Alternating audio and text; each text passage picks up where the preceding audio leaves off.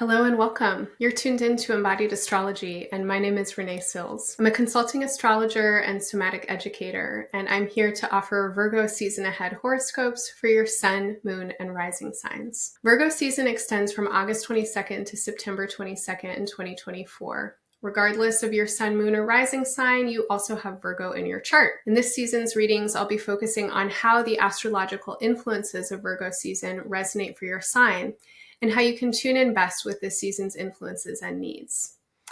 These horoscopes are focused on you, and in order to deliver what I feel are the clearest messages, for the most part, I don't get overly detailed about astrological specifics. If you want more information on what transits, aspects, and retrogrades are doing this season, and if you're interested in my take on what this means for our larger world and current events, make sure to take a listen to my Virgo season ahead overview, where I break down this season's astrology in detail and offer interpretation and intuition for working with it on personal and collective levels. Over the course of Virgo season, I and the team here at Embodied Astrology have a number of offerings that resonate with Virgo's needs of practicality, healing, and service to the larger whole. Practically, astrology is a great tool for timing and strategy. And historically, it has been used by leaders in all spheres to take advantage of opportunity and work skillfully with challenge. As you're probably well aware, there are lots of challenges in our world right now that need skillful approaches in order to heal and tend the needs of the greater good. In service of these aims, Embodied Astrology is hosting a participatory astrological research group where we're exploring critical areas in need of activism and developing timing strategies for activists and organizers to tune in with the greatest efficacy and change between now and 2050. In Virgo season, our research group will be meeting twice, on September 12th and 14th, and we would love to have you there. On a personal level, bringing our best to the needs of the times is never always easy, and working through challenges is part of what builds our competency, maturity, creativity, and resilience. This year, our team member Sherry Taylor is diving deep into one of the most potent influences when it comes to these themes, and that's the planet Saturn. Over the course of 2024 and 25, as Saturn transits Pisces, Sherry is holding space at Embodied Astrology to help us fortify our discipline and devotion so that we can work in ways that are more authentic and aligned with our life purpose. Sherry's offerings work in cycles that include council sessions, where she invites guests to join her, along with release and rest sessions, where her focus turns inward towards the realms of breathwork and personal practice. In Virgo season, Sherry is working specifically with themes of vocation and purpose, and you can tune in with the recording of her council session with vocational astrologer Renee and integrate with her through the healing release session on September 1st. One of the most challenging experiences that many people are contending with right now is information overwhelm and uncertainty about what is real when it comes to media, information, and news. Current astrology reflects this powerfully in the transit of Neptune at the last degrees of the zodiac. In astrological symbolism, Neptune is associated with our imaginations and the power of our minds to produce feeling states that shape our perceptions of reality. Correspondingly, Neptune is also associated with created images, as we might encounter them through realms of visual media, especially photography and video. With digital manipulation and artificial intelligence becoming increasingly commonplace, it's important that we have discernment and awareness as we navigate the realms of shared information. If you're interested in exploring these themes through astrology, check out the Nebula Lab with Gabs 404. September 7th session will focus specifically on AI and its connections to imagery and visual culture. As social media and news increasingly become sites of social division and manipulation, it's essential that we build skills to contend with conflict. Astrology happens to be an amazing tool for navigating difference and conflict in creative ways that support us in seeing where and how we can work across distances towards mutual aims and efforts. As the social landscape becomes increasingly explosive and dynamic over the next months, I hope you'll consider joining us for our November series with Mars retrograde, led by Ramon Parrish, Constellations of Conflict. Ramon will use astrology to help us find healing in the realms of the internal, interpersonal, and institutional. Finally, this is a time where one of the biggest needs that many people are experiencing is trustworthy and supportive community. Since its inception, Embodied Astrology has always been about bringing people together through the language and practice of astrology.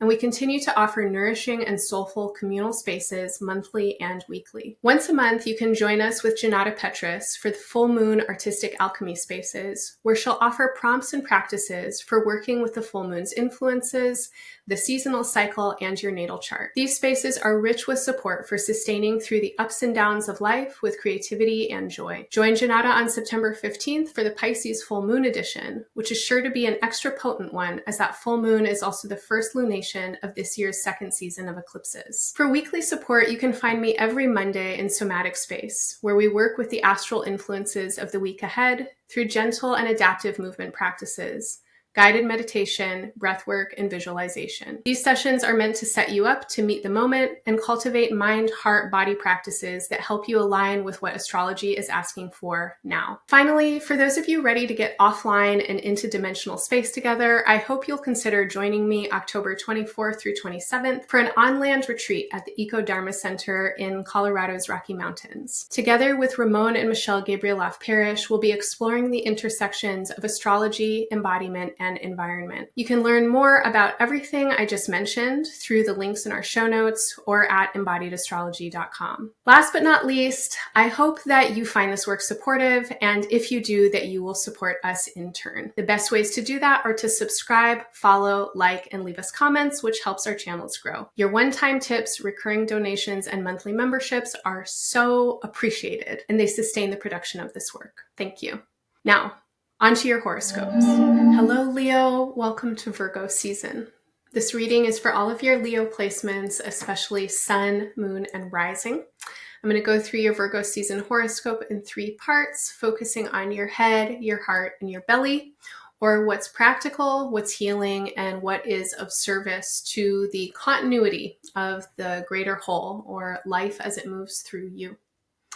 So first, starting with your head, with where your attention is and what is practical for you to be attending to over the course of Virgo season. Leo, it's really important that you are focusing on your values and how you embody your values. So what are your values? Your values have to do with what you think is important in the world. When you look out at the world and you have all of your critique and all of your judgment, as well as all of your appreciation and your joy, how do you parse it all out? What do you want to see more of? What do you want to see less of? Can you reflect what you see out in the world to the ways that you feel internally and what you want to be engaging with and how you want to be experiencing your life and what you want to be feeling? These are your values. What is important to you? What are your priorities? When you focus on your values, you will build them in your own life and in the world. And this is a season that is asking you to really walk the talk and show up for what is most important to you. It can be challenging to do that because a lot of us have received messaging and have experienced life in ways that negate our values, that show us that what we think is important in the world is not important to others. Many of us have experienced our values being actively trashed, and a lot of us have internalized this or have had experiences that have produced internal states of feeling that we are not valuable, and our self-esteem and sense of capacity to really work for what we value has been diminished.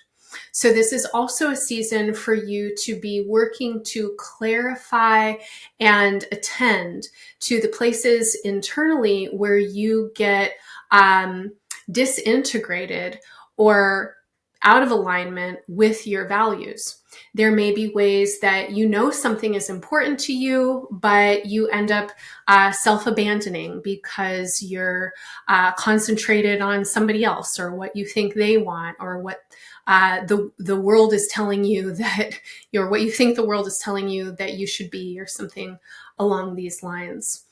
There may also be ways that you have erased or forgotten or suppressed what is truly valuable for you, as you've adopted and internalized the idea of what is valuable for others, or again, in a larger sense, for society or for culture or something like that. This is definitely a season that is asking you to pay attention to self-abandonment and where you act out of alignment with what is most precious and valuable to you, and to work to adjust and modify your habits and behaviors so that you can be acting with increasing integrity and inner authority, so that your investments, and that includes your time, your energy, your attention, your labor, and any material resources that you may be working with, are invested wisely, and that they're invested in ways that you actually want to see grow, that will be beneficial to yourself and to others. I guess one great way to do this is to practice pacing. And that's really what's coming to me as we move into the realm of healing, is to encourage you to practice moving at the pace of trust. And here I'm going to say, first and foremost, how do you trust yourself? Do you are you even aware, right, of when you might be self-abandoning? As a Leo identified person, I know that I can act very quickly. I think this is a fire trait. And sometimes the urgency or the quickness that I'm acting from doesn't feel bad. It might feel exciting. I might feel like a flame, right? Getting caught up with a lot of ideas and kind of expansive energy. But I haven't really taken the time to feel into, is this really what I want to be investing in? Does this align with the values that I have as they are becoming more mature and integrated in me? Is this of benefit to my relationships, to the larger whole, and to me in my body, mind, heart, and spirit? So I want to encourage pacing over the course of Virgo season.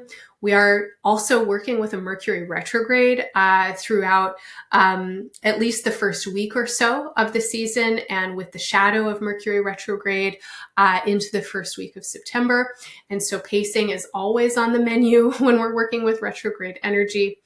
And my suggestion here is to give yourself time intentionally. Even if you think you know what you want or don't want, walk away for 10 minutes before you send the message, before you make the decision, before you place the order. Walk away for 10 minutes. Give yourself some space. Do something that brings you into your bodily intelligence. For me, self-touch and conscious intentional breathing is always really helpful. In Virgo season, I'm recommending to a lot of signs to work with containing touch. So you might want to hug yourself or squeeze yourself or place your hands somewhere on your body and press. As a Leo identified person, your heart and your spine are always your greatest guides. You can hold your hands over your heart, breathe into your heart and chest, and take a couple of minutes to feel into the impact of your decision or your action, what you are wanting to discern with. I think it's also great practice to get space, and especially to connect with the space of the earth and the beyond human realms.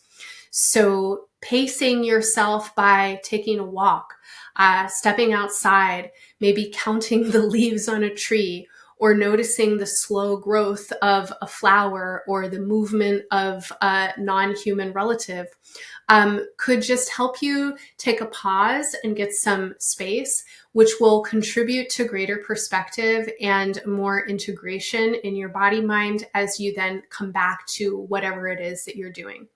So please move with conscientious pacing as you travel through this season.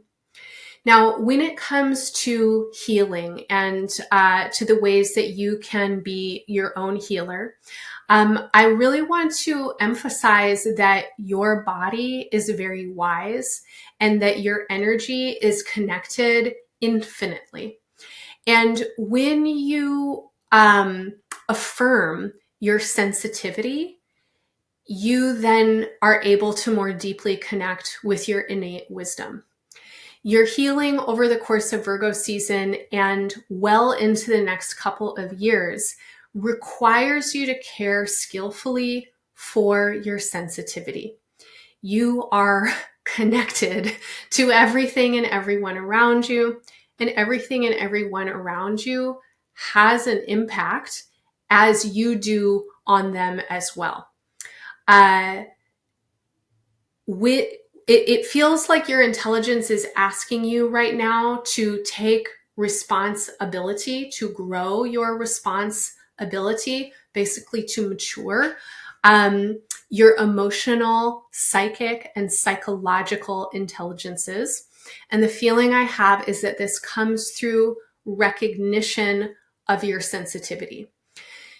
The feeling here is that you're not impermeable, right? A lot of fire signs and Leos especially can keep going through like the worst circumstances and don't want to give themselves a break and are constantly kind of with the on button. And that's just not, that just doesn't honor your humanity. You are a sensitive person. You're going to be affected by the climate and the weather. You're going to be affected by your social environment and what's happening for the people around you. You're going to be affected by information that is floating through the stratosphere and coming in through the channels of all of your networks and devices. You are a sensitive person. What you eat will contribute to how you feel. Whether or not you slept well will contribute to how you feel. You are a sensitive person. You can't be on 100% of the time and always bringing the most or bringing the best. So please honor your sensitivity. Please honor your needs to be sensitive and to care for your sensitivities.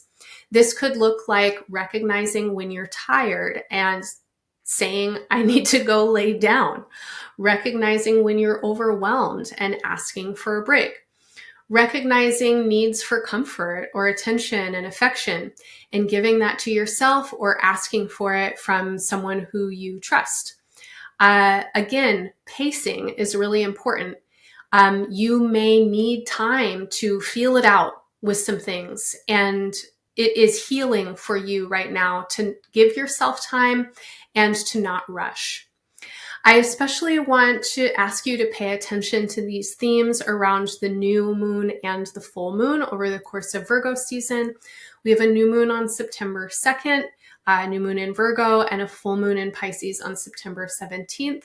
That full moon is also a really special lunation because it is the first in a series of eclipses that will take us all the way through early 2027.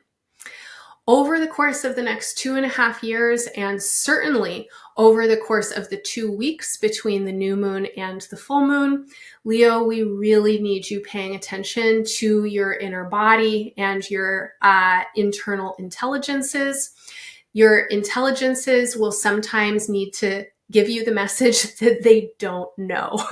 And this is really important, okay? This is part of pacing. This is part of self-care. If you feel a sense of, wow, I don't know. I don't know if I want that. I don't know if that's right for me. I don't know how to move forward, etc.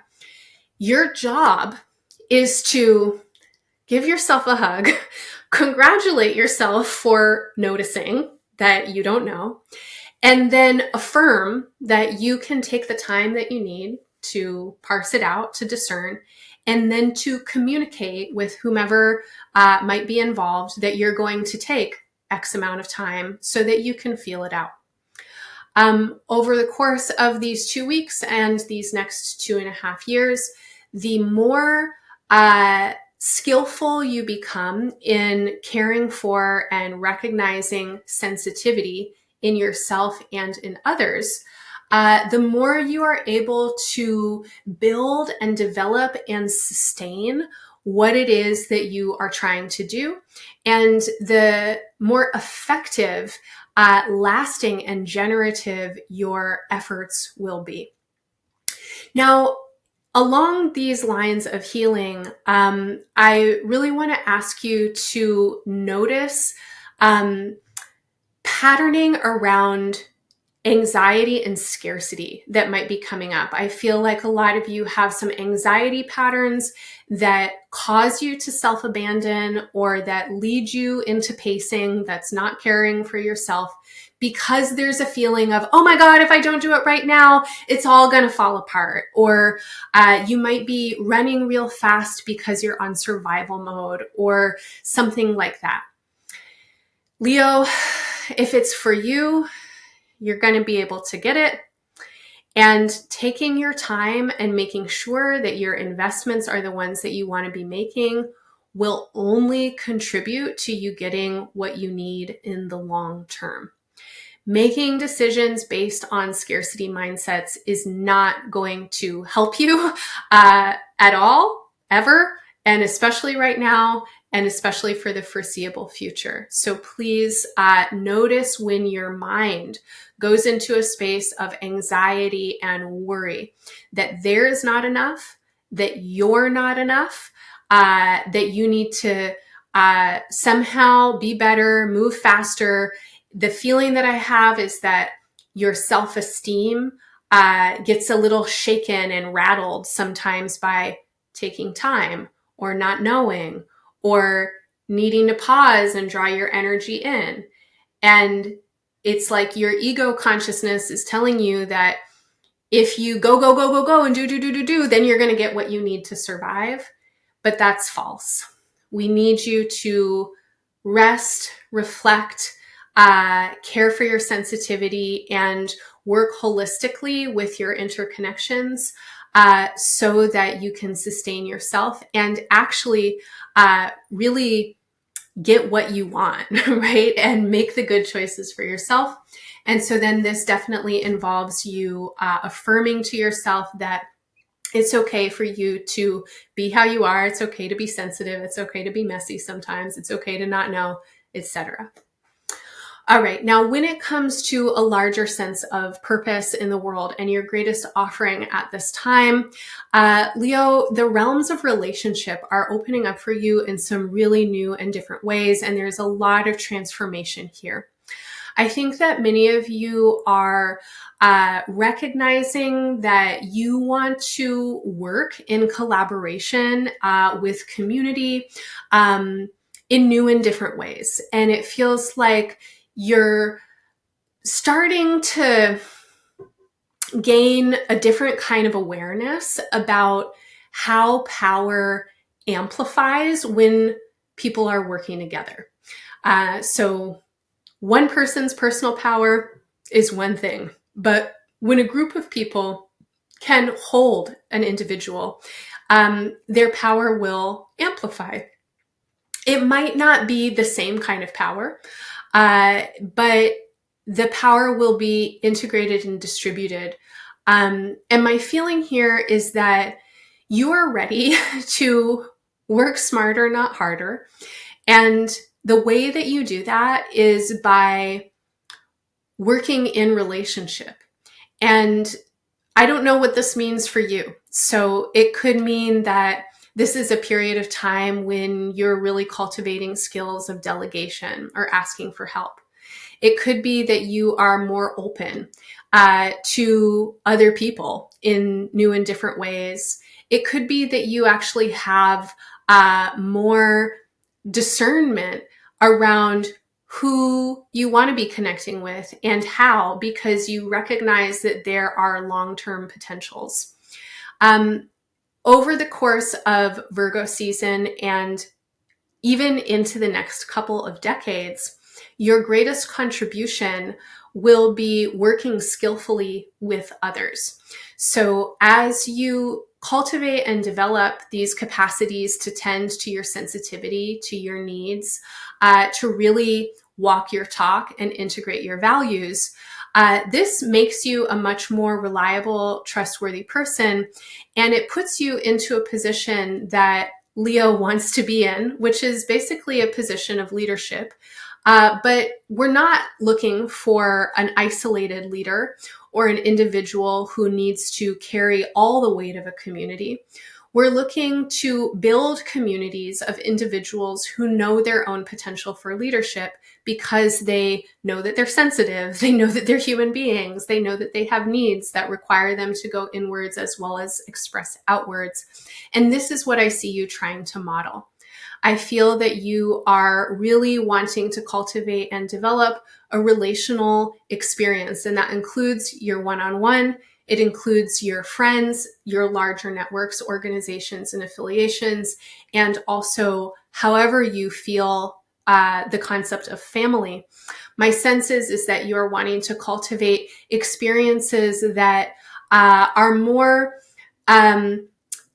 that have more distribution of responsibility so that there can be greater joy, greater ease, greater efficacy, and greater power. And that this is an interesting time for you to be learning about how to work with people, investing your attention in relationships, thinking about shared power, organizing around mutual aid and solidarity, and really meditating with, reflecting on how you are a possibility model and a leader, regardless of the role that you hold in your life, when you are really taking care of your inner needs, when you're being authentic and honest, and working skillfully with your sensitivities, you're letting everybody around you know that you expect them to be doing that as well, and that there's support for them to be doing that as well.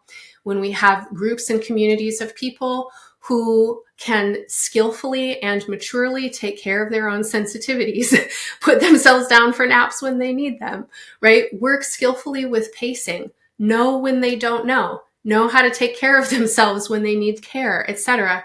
Then we have groups and communities that are mature, that can work through the challenges of our times, where we're seeing a lot of quick reactivity or cutting each other down or competition that doesn't need to be there.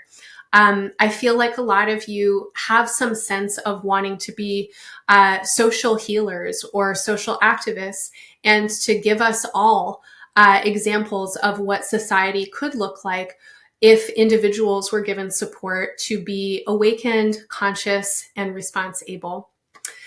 All right, Leo, I'm going to leave it there. I hope any or all of that feels helpful and supportive for you. I am wishing you the best in Virgo season and beyond. Bye for now.